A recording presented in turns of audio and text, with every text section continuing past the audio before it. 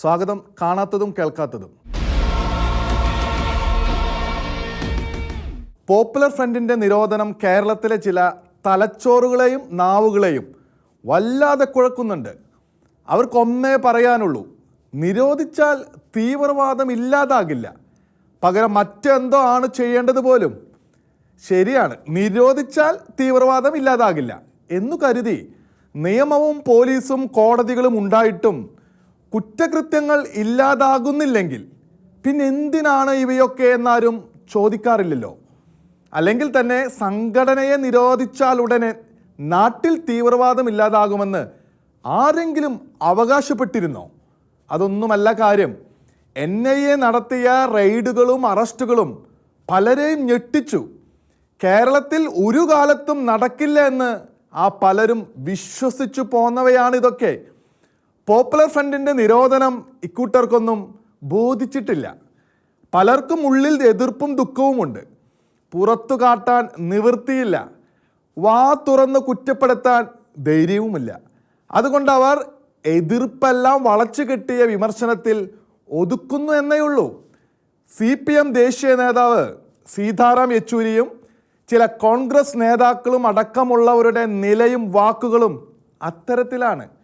തന്ത്രപരമായി പറയുന്ന ഒരു മുസ്ലിം ലീഗ് നേതാവിൻ്റെ വരെയും ഇപ്പോഴത്തെ പേടി നീങ്ങി മതിയായ ധൈര്യം ആർജിച്ചു കഴിഞ്ഞാൽ ഇവരൊക്കെ റെയ്ഡിനെയും അറസ്റ്റുകളെയും വരെ കുറ്റപ്പെടുത്തിയെന്നും വരാം. നിരോധനമല്ലാതെ എന്തു ചെയ്യണമെന്നാണ് ഇവർക്ക് പറയാനുള്ളത്? തീവ്രവാദ ആശയം നിരോധനത്തോടെ ഒഴുകിപ്പോകില്ലെന്ന് എല്ലാവർക്കും അറിയാം. കൊന്നാലും ചാകാത്തതാണ് തങ്ങളുടെ ആശയമെന്ന് പോപ്പുലർ ഫ്രണ്ട് നേതാക്കൾ തന്നെ പറഞ്ഞത് കേരളം കേട്ടു. കൊന്നാലും ചാകാത്ത ആശയങ്ങൾ രണ്ടിനമേ ഉള്ളൂ: ദൈവികവും പൈശാചികവും. ആളെ കൊല്ലുന്ന ഇസ്ലാമിക തീവ്രവാദികളുടെ ഭീകരത പൈശാചികം മാത്രമാണ്. അതുകൊണ്ടാണ് ആളെ കൊന്നാലും അത് ഇല്ലാതാകാത്തത്. ചാവില്ലാത്ത ദുഷ്ടശക്തി പുതിയ ഇരകളെയും പുതിയ ഉപകരണങ്ങളെയും കണ്ടെത്തിക്കൊണ്ടിരിക്കും. പോപ്പുലർ ഫ്രണ്ടിനെതിരെ കേന്ദ്ര സർക്കാർ നടപടിയെടുത്തത് ആശയത്തെ ഇല്ലായ്മ ചെയ്യാമെന്ന് കരുതിയല്ല. വടിവാളും കൊലവിളിയുമായി നാടിനെ ചോരക്കളമാക്കാനും ജനങ്ങളെ ഭയപ്പെടുത്താനും ഒരുക്കം കൂട്ടിയവരെ നേരിട്ട് പൂട്ടാൻ വേണ്ടിയാണ്.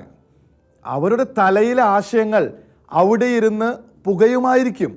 അല്ല, പുകയുക തന്നെ ചെയ്യും. അതങ്ങനെ തന്നെ ആകട്ടെ. പക്ഷേ നാടിനെ അതിന് ഇരയാക്കാൻ സമ്മതിക്കില്ല. അഥവാ അവരുടെ പുകച്ചിൽ പുറത്തേക്ക് പ്രയോഗിക്കാൻ സമ്മതിക്കില്ല എന്ന് തന്നെയാണ് സർക്കാർ നിശ്ചയിച്ചത്. ആ വിധത്തിൽ അവരെയെല്ലാം തുറുങ്കിലാക്കണമെന്നും അതിനി റെയ്ഡും അറസ്റ്റും നിരോധനവും തന്നെ വേണം. മറ്റേതോ വിധത്തിൽ പോപ്പുലർ ഫ്രണ്ടിൻ്റെ മത തീവ്രവാദ പുകച്ചിൽ ശമിക്കുന്നത് വരെ ജനങ്ങൾ അവർക്ക് ഇരയാകണം എന്നാണോ നിരോധനത്തെ വിമർശിച്ചവർ ഉദ്ദേശിച്ചത്? ആണെങ്കിൽ അത് നടപ്പില്ലാത്ത കാര്യം. അവരുടെ ഉട്ടോപ്യൻ സങ്കല്പം പോലെ ഇസ്ലാമികവാദികളുടെ തീവ്ര മനസ്സ് അടങ്ങുന്നത് കാത്തിരുന്നാൽ ഏറെ ദുരന്തങ്ങൾക്ക് നാട് സാക്ഷിയാകേണ്ടി വരും. നിശ്ചയമായും തീവ്രവാദം ആശയം മാത്രമാക്കി തലപുകയ്ക്കാനല്ലല്ലോ പോപ്പുലർ ഫ്രണ്ടിൻ്റെ നേതാക്കളും പ്രവർത്തകരും ലക്ഷ്യമിട്ടത്. കൂട്ടക്കൊല അടക്കമുള്ള ഗൗരവമേറിയ കുറ്റകൃത്യങ്ങൾക്കുള്ള പദ്ധതി അന്വേഷണത്തിൽ കണ്ടെത്തി. ജനങ്ങളെ ഭയത്തിൽ ആഴ്ത്താനുള്ള നീക്കം, കേരളത്തിലെ നിയമവിരുദ്ധ മിന്നൽ ഹർത്താലിൽ ചെയ്തു കൂട്ടിയ കൊടും ക്രിയകളും അക്രമങ്ങളും ഭീതിവൽക്കരണത്തിൻ്റെ പരസ്യമായ തെളിവ്. മറ്റു തീവ്രവാദങ്ങളിൽ നിന്നെല്ലാം വ്യത്യസ്തമാണ് പോപ്പുലർ ഫ്രണ്ട് കൊണ്ടു നടന്ന ഇസ്ലാമിക തീവ്രവാദം. അവരിൽ കുത്തിവെക്കപ്പെട്ട വിധത്തിലുള്ള മതബോധം നിലനിൽക്കുവോളം നാടിനെ ഇസ്ലാമിക ഭരണത്തിലാക്കിയാലേ അവരുടെ മനസ്സടങ്ങൂ. ഇസ്ലാമിക രാഷ്ട്രം ഏതു മാർഗം ഉപയോഗിച്ച് സാധ്യമാക്കിയാലും മതാനുസൃതവും സ്വർഗദായകവുമാണെന്ന് തന്നെ അവർ കരുതുന്നു. പണവും മതാധിപത്യ സങ്കല്പവും അരാജകത്വത്തിലെ വാഴ്ച എന്ന സാധ്യതയെയും അവരെ പ്രലോഭിപ്പിക്കുന്നു. അതിനാൽ അവരെ പിന്തിരിപ്പിക്കാൻ സാധാരണ ഇസ്ലാം വിശ്വാസിക്ക് പോലും കഴിയുകയില്ല. അവരുടെ തീവ്രവാദം ഒരു സാമൂഹിക സാഹചര്യം കൊണ്ടും ഇല്ലാതാകുകയുമില്ല. അവരുടെ മത തീവ്ര ഐഡിയോളജി മാറുന്നതുവരെ സർക്കാരോ സമൂഹമോ നിഷ്ക്രിയം കാത്തിരിക്കണമെന്ന് യാഥാർത്ഥ്യബോധമുള്ള ആർക്കും പറയാനാകും. ഇത്തരക്കാരെ നേരിടുന്നതിൽ ഭരണാധികാരികൾക്ക് സംഭവിച്ച പഴയ അബദ്ധങ്ങളിൽ കുടുങ്ങാനല്ല കേന്ദ്ര സർക്കാരിൻ്റെ ഉദ്ദേശമെന്ന സൂചനകൾ പുറത്തു വന്നിട്ടുണ്ട്. റെയ്ഡും അറസ്റ്റും നിരോധനവും കുറുങ്കൈ പ്രയോഗവുമായി അവസാനിക്കില്ലെന്നും PFIയെ നിരോധിച്ചാൽ തീവ്രവാദവും ഭീകരതയും പിറ്റേന്ന് മറ്റൊരു വിലാസത്തിൽ അവതരിക്കുമെന്ന് അധികാരികൾക്കറിയാം. ഈ തീവ്രവാദികളെയും സംഘടനയെയും വ്യത്യസ്തവും ശക്തവും മാരകവും ഒക്കെയാക്കുന്നത് വഴിതെറ്റിയ മതവിശ്വാസവും വിദേശബന്ധവും നിലയ്ക്കാത്ത വിദേശ പണപ്രവാഹവുമാണെന്നും അവർക്കറിയാം. അതുകൊണ്ട് ഈ ബന്ധത്തിൻ്റെയും പണപ്രവാഹത്തിൻ്റെയും ചാലുകൾ വറ്റിക്കുക, അടച്ചു പൂട്ടുക എന്ന തുടർ ലക്ഷ്യത്തോടെ തന്നെയാണ് കേന്ദ്ര സർക്കാർ പ്രവർത്തിക്കുന്നത്. കേവലം നിരോധനം പ്രഖ്യാപിച്ചിട്ട് ഉറങ്ങാൻ പോകാനല്ല ഉദ്ദേശമെന്ന് സാരം. അതിനാൽ നിരോധനം കൊണ്ട് തീവ്രവാദത്തെ തടയാനാവില്ലെന്ന് വേവലാതിപ്പെടുന്ന നേതാക്കൾ ആത്മാർത്ഥതയോടെയാണ് പറയുന്നതെങ്കിൽ വിമർശനം നിർത്തി നിരീക്ഷിക്കുക, എന്നിട്ട് പോരായ്മ ചൂണ്ടിക്കാട്ടുക. അതാണ് അവർക്ക് കരണീയം. പോപ്പുലർ ഫ്രണ്ട് നിരോധനത്തെ തത്വത്തിൻ്റെ പൊയ്വേഷമിട്ട് വിമർശിക്കുകയും RSSനെ അതിനോട് തുലനപ്പെടുത്തുകയും ചെയ്യുന്നവർ ഇതുവരെ എന്തേ ഇക്കാര്യം പൊതുസമൂഹത്തിൽ മിണ്ടാതിരുന്നത്? എന്തുകൊണ്ടാണ് RSSനെയും പോപ്പുലർ ഫ്രണ്ടിനെയും നിരോധിക്കണമെന്ന് അവരാരും സർക്കാരുകളോട് ആവശ്യപ്പെടാതിരുന്നത്? RSSനെ കൂടി ചേർത്ത് പോലും പോപ്പുലർ ഫ്രണ്ടിനെ നിയന്ത്രിക്കണമെന്നോ നിരോധിക്കണമെന്നോ പറയാൻ അവരുടെ നാവ് പൊങ്ങുകയില്ല എന്നതു തന്നെയാണ് കാരണം. അവർ തന്ത്രപരമായി കുറ്റപ്പെടുത്തുന്നത് പോപ്പുലർ ഫ്രണ്ടിനെതിരായ എല്ലാ നീക്കങ്ങളെയുമാണ്. നിരോധന നടപടി ഫലപ്രദമാകില്ല എന്ന ആശങ്കയാലല്ല, പോപ്പുലർ ഫ്രണ്ടിൻ്റെ നടുവിന് ആഘാതമേറ്റു എന്ന വിഷമം നിമിത്തം. നിരോധനം ജനാധിപത്യപരമല്ലെന്ന വിമർശനമാണ് ഭീകര വസ്തുതകൾക്കിടയിലും ചിരിയുണ്ടാക്കുക. ഇസ്ലാമികവാദികളുടെ ജനാധിപത്യം എന്തെന്നറിയാൻ തുർക്കിയിലേക്ക് നോക്കണം. ലോകത്തെ ആകെ ഇസ്ലാം ഭരിക്കണമെന്നും തുർക്കി ഇസ്ലാമിക ലോക സാമ്രാജ്യത്തിൻ്റെ ആസ്ഥാനമാണെന്നും താൻ അവിടുത്തെ സ്രമ്മാട്ടാണെന്നും ഭാവന ചെയ്യുന്ന തയ്യിബ് എർദോഗൻ്റെ തുർക്കിയിലേക്ക്. ഭരണഘടന പ്രകാരം തുർക്കി മതനിരപേക്ഷ രാഷ്ട്രമാണ്. 8.5 കോടിയിലേറെ വരുന്ന ജനസംഖ്യ. അവിടെ ഏതു മതത്തിൽപ്പെട്ടവർക്കും സ്വതന്ത്രമായി ജീവിക്കാം. കാറിന് ഏതു നിറം വേണമെങ്കിലും ആകാം, പക്ഷേ അത് കറുപ്പായിരിക്കണം. എന്നാൽ ഹെൻറി ഫോർഡിൻ്റെ വാക്കുകളെ അനുകരിച്ചു പറഞ്ഞാൽ ഏത് മതസ്ഥനും എർദോഗൻ്റെ തുർക്കിയിൽ സ്വസ്ഥമായി ജീവിക്കാം, ആൾ മുസ്ലിം ആണെങ്കിൽ. ക്രൈസ്തവരെ ഉന്മൂലനം ചെയ്ത തുർക്കിയിൽ, അവർ മൈക്രോ ന്യൂനപക്ഷവും നിശബ്ദരുമാക്കപ്പെട്ട തുർക്കിയിൽ അവരുടെ പഴയ ദേവാലയം ഹാഗിയ സോഫിയ 2ാം വട്ടം മോസ്ക് ആക്കിയ മതാധിപത്യവാദിയാണ് എർദോഗൻ. എർദോഗിൻ്റെ മതേതര ജനാധിപത്യത്തിനപ്പുറത്തേക്ക് വളരാൻ ഒരു തീവ്ര ഇസ്ലാമികവാദിക്കും കഴിയില്ല. ഇന്ത്യയെ ഇസ്ലാമിക ജനാധിപത്യ രാഷ്ട്രം ആക്കാൻ ഉദ്ദേശിച്ചവരുടെ ജനാധിപത്യ ബോധം വാൾത്തലപ്പിലും അക്രമത്തിലും അംഗഛേദനത്തിലും വിളങ്ങുന്നതാണല്ലോ കേരളം കണ്ടത്. വോട്ടിനു വേണ്ടി ഇത്തരക്കാരെ പിന്തുണയ്ക്കുന്ന രാഷ്ട്രീയ വ്യക്തികൾ ഇപ്പോൾ അസ്വസ്ഥരാണ്. പോപ്പുലർ ഫ്രണ്ടിനെതിരായ നടപടിയിലാകെ അതവർ പല വിധത്തിൽ പ്രകടമാക്കുന്നു. ആദ്യ ആഘാതം വിട്ടൊഴിയുന്നതോടെ ഇരുമുന്നണികളിലും കൂടുതൽ പേർ നിരോധനത്തെ വിമർശിച്ച് രംഗത്തെത്തുമെന്ന് തീർച്ച. അവരുടെ അസ്വസ്ഥത ജനങ്ങളുടെ സ്വസ്ഥതയാകുമെങ്കിൽ അത് അമൂല്യമായ സ്വസ്ഥത തന്നെയാകും. പക്ഷേ അതിൻ്റെ ഉറപ്പ് ഉറച്ച തുടർ നടപടികളെ മാത്രം ആശ്രയിച്ചാണ് ഇരിക്കുന്നത്. സാത്താനിക വചനങ്ങൾ എന്ന് കേട്ടാലുടൻ സൽമാൻ റുഷ്ദിയെ ഓർമ്മിക്കേണ്ട. ഇതാ നമ്മുടെ ഇടയിലും സാത്താനിക വചനങ്ങൾ ഉയരുന്നു. ചില വ്യക്തികളിലൂടെ ആ വചനങ്ങൾ പുറത്തു വരുന്നു. കേൾക്കാൻ ഇഷ്ടപ്പെടുന്നവർ അത് ആസ്വദിച്ച് പരത്തുന്നു. സാത്താനെക്കുറിച്ച്, പിശാചിനെക്കുറിച്ച് മാർ ജോസഫ് പാംബ്ലാനി പിതാവ് അടുത്ത നാളുകളിൽ പറഞ്ഞ വാക്കുകൾ എത്രയോ ശരി. പറഞ്ഞതിനേക്കാൾ കൂടുതലാണ് ശരിയെന്ന വ്യത്യാസമേയുള്ളൂ. പിശാചി ഇപ്പോൾ എഴുതുന്നത് വാട്സാപ്പിലും ഫേസ്ബുക്കിലുമാണെന്ന് അദ്ദേഹം പറഞ്ഞു നിർത്തിയിടത്തു നിന്ന് മറ്റൊന്നും കൂടി പറയേണ്ടതുണ്ട്.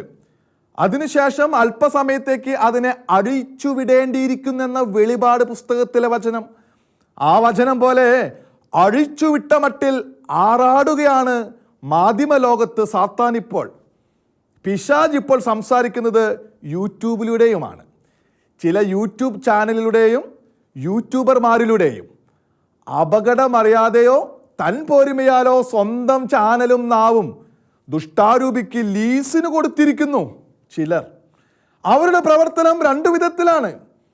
സഭയിലെ വൈദികരെയും മേലധ്യക്ഷന്മാരെയും സന്യസ്തരെയും അധിക്ഷേപിക്കുക, തിരുസഭ നടത്തുന്ന സ്ഥാപനങ്ങൾക്കെതിരെ ദുഷ്പ്രചാരണം നടത്തുക, ഓരോ ദിവസവും ആരെ ഏത് അഭിക്ഷിക്തരെയോ സന്യസ്തരെയോ ആണ് വിഴുങ്ങേണ്ടത് എന്നാലോചിച്ച് അവരുടെ ഉള്ളിൽ ഏതോ ശക്തി മുരളുകയും അലറുകയും ചെയ്യുന്നുണ്ടാകണം. അവർ അതനുസരിച്ച് പറയുന്നു, ആക്രോശിക്കുന്നു. പച്ച മാംസത്തിന് മുമ്പിൽ മുരളുന്ന ഹിംസ്ര മൃഗത്തെ പോലെ അന്തിമമായി ആ മുരൾച്ച തിരുസഭയ്ക്കെതിരെ. ഏറ്റവും ഒടുവിലത്തെ രണ്ട് ഉദാഹരണങ്ങൾ, ഒന്ന് കത്തോലിക്ക തിരുസഭയിലെ ഒരു മേലധ്യക്ഷനെ കുറിച്ച് നടത്തിയ പൈശാചിക അധിക്ഷേപം, മറ്റൊന്ന് നല്ല നിലയിൽ നടത്തി വരുന്ന സ്കൂളിനെ തകർക്കാൻ ഒരു അധ്യാപക വേഷധാരിയെ മുൻനിർത്തിയുള്ള കുടില ശ്രമം. ആരുടെയും പേര് ഇവിടെ സൂചിപ്പിക്കുന്നില്ല. ആ ചാനലിൻ്റെയോ യൂട്യൂബറുടെയോ പേരിനിവിടെ മൂല്യമേയില്ല. പ്രസക്തമാകുന്നത് ദുഷ്ടതയുടെ പ്രവണത മാത്രം. ഏതോ വിദ്വേഷി സഭാ മേലധ്യക്ഷനെ കുറിച്ച് ടെലിഫോണിൽ നിരുത്തരവാദപരമായി പറഞ്ഞതത്രയും സ്വന്തം വ്യാഖ്യാനത്തോടെ സ്ട്രീം ചെയ്ത യൂട്യൂബറുടെ വിവേകദാരിദ്ര്യം മഹത്തായ മാധ്യമ പ്രവർത്തന ശൈലി എന്ന് തോന്നിക്കാനോ എത്തിക്സ് അവകാശപ്പെടാനോ മാത്രമായി ഒരു ടെലിഫോൺ എൻക്വയറി, ഒരു പക്ഷേ വല്ലതും കൈപ്പറ്റാമെന്ന മോഹത്തിലായിരുന്നിരിക്കാം ആ വിളി. ഒടുവിൽ ആരോപണങ്ങളെല്ലാം ബോധ്യപ്പെട്ടു എന്ന അവകാശവാദത്തോടെ ഓടജലം പോലെ ടെലിഫോണിലെ മ്ലേച്ഛ ഭാഷണം അത്രയും യൂട്യൂബിൽ ഒഴുക്കിയാണ് ബാക്കി മാധ്യമ കർമ്മം. ഒറ്റ വാചകം കൊണ്ട് തന്നെ സ്വന്തം അധമ നിലവാരം കേൾവിക്കാർക്ക് മനസ്സിലാക്കി കൊടുക്കുന്ന ഭാഷണം. തിന്മ തീണ്ടാത്തവർക്ക് ഒരിക്കലും പറയാൻ കഴിയാത്തത്ര തരം താണ ഭാഷയിലുള്ള നിന്ദാവചനങ്ങൾ. എല്ലാ അധമകർമ്മങ്ങളും ചെയ്തിട്ടും ആക്ഷിപ്ത പിതാവിനെ കുറിച്ച് ആർക്കും പരാതിയില്ലത്രേ. എല്ലാവരെയും അദ്ദേഹം ഇഷ്ടം പോലെ പണം നൽകി ഒതുക്കിയതാണത്രേ. ആർക്കും പരാതിയില്ല എന്നതിലുണ്ട് പറയുന്നയാളിൻ്റെ മുൻകൂർ ജാമ്യമെടുപ്പ്. താൻ പറയുന്ന മ്ലേച്ഛത ഏറ്റുപാടാൻ നാവുകളില്ല എന്നുള്ളപ്പോൾ പുകമറ സൃഷ്ടിക്കാനും ചിലരുടെയെങ്കിലും മനസ്സിൽ അവമതിപ്പ് തോന്നിക്കാനുമുള്ള തന്ത്രം. അകൃത്യങ്ങളും വാർത്തകളും ഒതുക്കാൻ പണം നൽകുമെന്ന ഫോൺ സംഭാഷകന്റെ വാക്കുകൾ യൂട്യൂബരെയും മോഹിപ്പിച്ചിരിക്കാം. ഒന്ന് വിളിച്ചാൽ തനിക്കും പണം കിട്ടുമെന്ന് കരുതി പോയിരിക്കാം. ഒരു പക്ഷേ അത്തരം വ്യാമോഹങ്ങൾ പൊലിയുന്നതിൻ്റെ ദേഷ്യമാകാം യൂട്യൂബിലെ ദുഷ്ടപ്രചാരണങ്ങൾ. മാർപ്പാപ്പ ഏൽപ്പിച്ച കുർബാനക്രമം സംബന്ധിച്ച സഭാപരമായ ഉത്തരവാദിത്തം നിറവേറ്റാൻ ശ്രമിക്കുന്ന മറ്റൊരു പിതാവിനെതിരെയും ഇതേ വിധത്തിലാണ് യൂട്യൂബറുടെ ആക്രമണം. അദ്ദേഹത്തെ വ്യക്തിപരമായി അധിക്ഷേപിക്കാൻ തൻ്റെ നാവ് തുടരെ ദുരുപയോഗിക്കുന്നു. സഭാവിരുദ്ധമായ അവതരണങ്ങളെ പിന്തുണയ്ക്കുന്ന ഒരു കൂട്ടം പ്രേക്ഷകരിലാണ് ഇത്തരക്കാർ പ്രതീക്ഷ അർപ്പിച്ചിട്ടുള്ളത്. ആ പിന്തുണക്കാരിൽ പലരും ഇപ്പോൾ റെയ്ഡും അറസ്റ്റും കണ്ട് പരക്കം പായുന്നവരുടെ അതേ ഗണത്തിലുമുണ്ട്. ക്രൈസ്തവരെ കടന്നാക്രമിക്കണം, തകർക്കണം എന്നാഗ്രഹിക്കുന്നവരുടെ ഗണത്തിൽ. തിരുസഭയെ അധിക്ഷേപിച്ച് ഉപജീവനത്തിന് വക തേടുന്ന ഏക ഉദരം ഭരി ചാനലല്ലിത്. ഇത്തരക്കാർ വേറെയുമുണ്ട്. സമൂഹം ആഗ്രഹിക്കുന്ന വിധത്തിൽ ആൺകുട്ടികൾക്കും പെൺകുട്ടികൾക്കും ഭദ്രമായ സാഹചര്യമൊരുക്കി പ്രവർത്തിക്കുന്ന സ്കൂളിനെതിരെയാണ് ഒരു അധ്യാപിക വേഷധാരിയെ മുൻനിർത്തി മറ്റൊരു ചാനൽ വിഷപ്രയോഗം നടത്തിയത്. അത് ഏറ്റെടുക്കാൻ വേറെയും ചിലർ. ഇതിലെല്ലാം ഉൾപ്പെട്ട ചാനലുകളുടെയും വ്യക്തികളുടെയും പേരുകൾ പറഞ്ഞില്ലെങ്കിൽ തന്നെ ഈ പ്രവണതയെക്കുറിച്ച് സമൂഹത്തിന് ഇപ്പോൾ ധാരണയുണ്ട്. പരമ്പരാഗതമായി എന്തിനേയും എതിർക്കുന്നത് കേമത്വവും പുരോഗമനവും ആണെന്ന് കരുതിയിട്ട് മാത്രമല്ല ഈ പ്രവണത.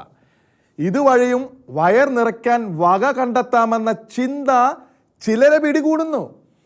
എന്തു മ്ലേച്ഛതയും ആദിമ പ്രവർത്തനമാക്കി അവതരിപ്പിക്കാൻ പ്രേരിപ്പിക്കുന്നു. അറിവില്ലാതെ സ്വമാതാവിനെ വേൽക്കാനിടയായ ഈഡിപ്പസ് എന്ന ഗ്രീക്ക് ദുരന്ത കഥാപാത്രത്തിൻ്റെ പരമ ദുർഭഗാവസ്ഥയെ മഹത്വവൽക്കരിക്കാൻ തയ്യാറായിരിക്കുന്ന ജേർണലിസവും അറിവില്ലായ്മയായെങ്കിലും ഈ നൂറ്റാണ്ടിൽ തന്നെ കേരളത്തിൽ ഉണ്ടായി എന്നതും മറക്കുന്നില്ല. തിരുസഭയെയും വൈദികരെയും സ്ഥാപനങ്ങളെയും അനുധാവനം ചെയ്ത് അധിക്ഷേപിക്കാൻ എന്തും ഏതും വകയായി കാണുന്നവരുടെ മനോനില രോഗാതുരമാണ്. സാത്താനിക ആരാധനയ്ക്ക് നടുവിൽ നിന്ന് പോലും ആളെ വീണ്ടെടുത്ത യേശുവിൻ്റെ രക്ഷ ഇവരിലേക്കും കടന്നു ചെല്ലട്ടെ എന്ന് ആശംസിക്കാനുള്ളൂ. സ്വന്തം നാവും മാധ്യമവും സാത്താനിക വചനങ്ങൾക്ക് പണയപ്പെടുത്തുന്നതിൻ്റെ ദുരന്തം അവർ എത്രയും വേഗം മനസ്സിലാക്കട്ടെ എന്നും, ഒരിക്കലും സദാചാരവും വേദവും പറയാൻ ഇത്തരക്കാരെ അവരുടെ അനുധാവകർ അനുവദിക്കില്ല. അഴുക്കു മാത്രം പറയാൻ നിയോഗിക്കപ്പെട്ടവരെന്ന വിലയെ ഇക്കൂട്ടർക്ക് അനുധാവകർ നൽകുന്നുള്ളൂ. അല്ലാഞ്ഞാൽ അവർ കൈയൊഴിയും. തങ്ങളുടെ നിലയും മൂല്യവും ഇത്രയേ ഉള്ളൂ എന്നെങ്കിലും ഇത്ര മാധ്യമ പ്രവർത്തകർ തിരിച്ചറിഞ്ഞെങ്കിൽ. ഇത് യാദൃശ്ചികമല്ല, ആവർത്തിച്ചത് യാദൃശ്ചികതയല്ല. ക്രൈസ്തവരുടെ ഞായറും ഞായറിടങ്ങളും കവരാൻ സംസ്ഥാന സർക്കാർ വീണ്ടും മുതിർന്നതിന് നിഷ്കളങ്കമോ നിസ്സാരമോ ആയി എങ്ങനെ കരുതും? നിശ്ചയമായും ഇത് ക്രൈസ്തവരുടെ സമയത്തിന്മേലും ഇടത്തിന്മേലുമുള്ള കടന്നേറ്റമാണ്. ഇക്കുറി സ്കൂളുകളുടെ പേരിൽ രാജചരിത്രത്തിൻ്റെ ഭാഗമായി തന്നെ നൂറ്റാണ്ടുകളായി തുടരുന്ന സ്വസ്ഥവും പാവനവുമായ പതിവാണ് ക്രൈസ്തവരുടെ ഞായറാഴ്ച ആചരണം. അത് മറ്റാരുടെയെങ്കിലും ഒരവകാശത്തെയും സാധ്യതകളെയും ഇതുവരെ ബാധിച്ചിട്ടില്ല. ഭൂരിപക്ഷ മതസമൂഹത്തിൻ്റെ ആചരണങ്ങളുമായി ഞായറാഴ്ച അവധി ഒരിക്കലും വൈരുദ്ധ്യത്തിലായിട്ടില്ല. അഥവാ പ്രത്യേകമായ മറ്റൊരു അവധി ദിനത്തെക്കുറിച്ച് സഹസ്രാബ്ദങ്ങളായി അവർക്ക് നിർബന്ധമില്ല. വെള്ളിയാഴ്ച പ്രധാന ദിനമായി കരുതുന്ന മുസ്ലിം സമുദായത്തിനും ഇത് ഇക്കാലമൊന്നും ബുദ്ധിമുട്ടുണ്ടാക്കിയിട്ടില്ല. മതരാഷ്ട്രീയ ആധിപത്യമുള്ള ഇസ്ലാമിക രാജ്യങ്ങൾക്ക് പുറത്തെ ലോകം, പാശ്ചാത്യ ലോകവും ചൈനയും ഞായറാഴ്ചകളെ വാരാന്ത്യ അവധിയുടെ ദിനമായി കണക്കാക്കുന്നു എന്നത് അവിടെ നിൽക്കട്ടെ. ഗൾഫ് രാജ്യങ്ങൾ തന്നെ വെള്ളിയാഴ്ചയ്ക്ക് പകരം ഞായർ അവധി ദിനമാക്കാൻ തീരുമാനിക്കുന്നു. ഇതിനിടെ കേരളത്തിൽ ക്രൈസ്തവരെ ക്ലേശിപ്പിക്കുന്ന തീരുമാനത്തിലേക്ക് സർക്കാർ എന്തിനാണ് നീങ്ങിയത്? ഒറ്റപ്പെട്ട അടിയന്തര പ്രാധാന്യമുള്ള അവസരം എന്ന നിലയിൽ ഇതിനെ കാണാൻ കഴിയുന്നില്ല എന്നത് തന്നെയാണ് സർക്കാരിൻ്റെ തീരുമാനത്തെ KCBC എതിർത്തതിന് കാരണം. വിശ്വാസ സമൂഹം എന്ന നിലയിൽ ക്രൈസ്തവർക്ക് നടത്തേണ്ടുന്ന മതപഠനവും ബോധനവും താറുമാറാക്കുന്ന ഈ തീരുമാനം പ്രത്യേകമായ എന്തു സാഹചര്യത്തിലാണ് അനിവാര്യമായത്? സർക്കാരിന് അതിനെക്കുറിച്ചൊന്നും പറയാനില്ല. സർക്കാർ മറ്റാരുടെയോ സമ്മർദ്ദത്തിന് കീഴടങ്ങുന്നു, നിർബന്ധത്തിന് കൂട്ടുനിൽക്കുന്നു എന്ന് പറയാൻ പോകുന്ന സാഹചര്യങ്ങൾ നിലവിലുണ്ട് താനും. വിദ്യാർത്ഥികളുടെ ഡ്രസ് കോഡിൻ്റെ കാര്യത്തിൽ സർക്കാർ പിന്തിരിഞ്ഞത് ആരുടെയോ സമ്മർദ്ദത്താലാണോ? ആ പൊതുനാമം പങ്കിടുന്ന ഒരു വിഭാഗത്തിന് മാത്രമാണ് ഞായറാഴ്ച അവധിയോട് അസഹിഷ്ണുതയുള്ളത്. അവർക്ക് ഞായർ അവധി അസൗകര്യപ്രദമോ മറ്റൊരു അവധി ദിനം അത്യാവശ്യമോ ആയതുകൊണ്ടല്ല. ഞായർ അവധി തങ്ങളുടെ മതാധിപത്യ മോഹത്തിന് വിരുദ്ധമെന്ന ചിന്ത തീണ്ടി തുടങ്ങി എന്നതുകൊണ്ട് മാത്രം. സത്യത്തിൽ ഞായർ അവധി അട്ടിമറിക്കുന്നതിൻ്റെ കാരണം അത്തരം ചിലരാണോ? ക്രൈസ്തവ സമൂഹശക്തി തകർക്കാൻ ആഗ്രഹിക്കുന്ന തീവ്ര നിരീശ്വര ഇടതുപക്ഷ മനസ്കരാണോ എന്ന സംശയം അവശേഷിക്കുന്നു. ക്രൈസ്തവരുടെ സംഗതാഫലം അവരുടെ ആരാധന ജീവിതത്തെ കേന്ദ്രീകരിച്ചുള്ളതാണെന്ന് അറിയുന്നവരാണ് ഇക്കൂട്ടർ. വിശ്വാസനിഷ്ഠയിൽ നിന്ന് ഒരിക്കൽ പുറത്തു കൊണ്ടുവന്നാൽ അവർ രാഷ്ട്രീയമായി ഒരിക്കലും വെല്ലുവിളിയാകില്ലെന്നും സ്വതന്ത്ര ചിന്തയ്ക്ക് തടസ്സം നിൽക്കില്ലെന്നും കണക്ക് കൂട്ടുന്നവർ. ഒരു പക്ഷേ ക്രൈസ്തവ പുതുമുറകളെ അത്തരത്തിൽ വിശ്വാസമുക്തരാക്കാൻ ആഗ്രഹിക്കുന്ന ഏതാനും ചിലരുടെ മാത്രം തീരുമാനമായിരുന്നിരിക്കാം ഇത്. കാരണം എന്തോ കാരണക്കാർ ആരും ആയാലും ക്രൈസ്തവരെ സംബന്ധിച്ച് ഈ തീരുമാനം ദ്രോഹകരമാണെന്ന് തിരിച്ചറിയാത്തവരല്ല ഭരണ നേതൃത്വത്തിലുള്ളത്. എന്നിട്ടും അങ്ങനെ സംഭവിച്ചു. സർക്കാരിൻ്റെ തീരുമാനത്തോട് വിയോജിക്കാൻ KCBC നിർബന്ധിതമായത് ഒരു തവണത്തെ അസൗകര്യം മാത്രം കണക്കിലെടുത്തല്ല. ദൂരവ്യാപകമായ ചില ഭാവി നീക്കങ്ങൾ സൂചിപ്പിക്കുന്ന ഫീലർ എന്ന നിലയ്ക്കാണ്. ഇത്തരമൊരു ഭാവി ലക്ഷ്യമുണ്ടെങ്കിൽ സർക്കാർ അതിൽ നിന്ന് പിന്തിരിയണം. ഉന്നത രാഷ്ട്രീയ നേതൃത്വം അറിയാതെ ആരെങ്കിലും എടുത്ത തീരുമാനമെങ്കിൽ അത് ഉപേക്ഷിക്കണം. അതാണ് സ്വന്തം ജനങ്ങളിൽ ഒരു വിഭാഗമായ ക്രൈസ്തവരോട് സർക്കാരിന് കാട്ടാവുന്ന നല്ല സമീപനം. കാണാത്തതും കേൾക്കാത്തതും അടുത്ത ആഴ്ച ഇതേ സമയം.